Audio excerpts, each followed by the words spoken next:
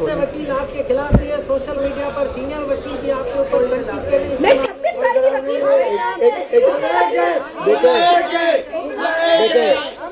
देखें जो मेरे एक सेकंड अगर जो हमारे खिलाफ हैं वो एक हाई कोर्ट से हारा हुआ टोला है, सही है, उनसे हार बर्दाश्त नहीं हो रही। वो पूरे 2 साल तो वकील के साथ कभी खड़े हुए नहीं, ना कभी वकील का उनको दर्द आया, ना कभी वकील की तकलीफ आई। आज एकदम से हारे तो उनको बार का भी ख्याल आ गया है, उनको कब्जे का भी ख्याल आ गया है, उनको वकील के सारे, तो वो ये चंद लोग हैं और उनका वो हमारे मुखालिफ हैं।